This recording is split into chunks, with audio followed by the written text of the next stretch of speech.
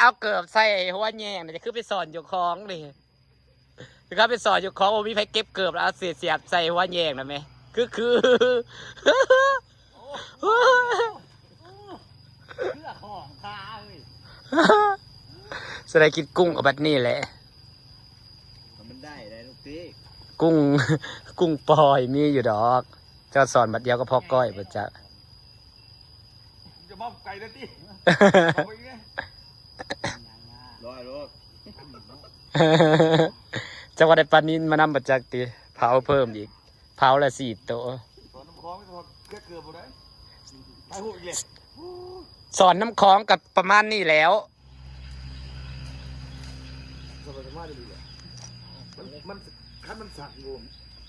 ตรงนี้มันเป็นซ่านแหละทั้งพระเจ้ามันสิเลิกเลยเลิกเล่นหูจนได้ยิงเอาตัวนี้มันเป็นซ่านในบ่อนเรานี่นะ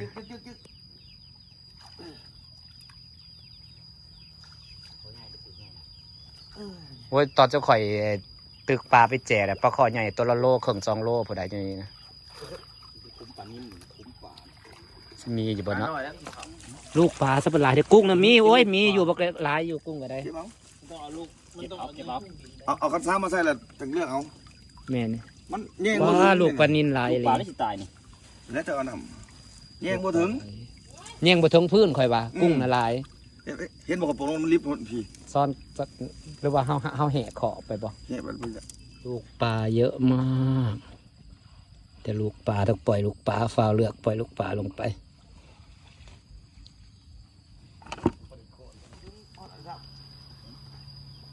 พอไว้ที่ตัวน่ะเอาเด้อจะได้กินเม็ดกุ้งบุญถึงนี่น่ะเอาปลาอยู่น้องกุ้งอยู่น้องก็ได้แหละเบิดเท่านั้นแล้วกุ้งเลี้ยงตีเพราะขณะเขาตึกแหยังได้บาทละเป็นกำขึ้นนี่ก่อนก็ได้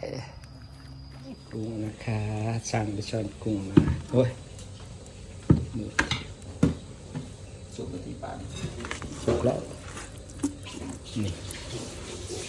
ลายแห้งกุ้งป้าแต่กระดาษน้ำไปกลายทั้งสอดในปันนี่กระน้ำขอดนี่ซ้ำได้ว่าขึ้นตามน้ำบ่อาหารเลี้ยงช่างนะคะมีปลาเผากุ้งสวย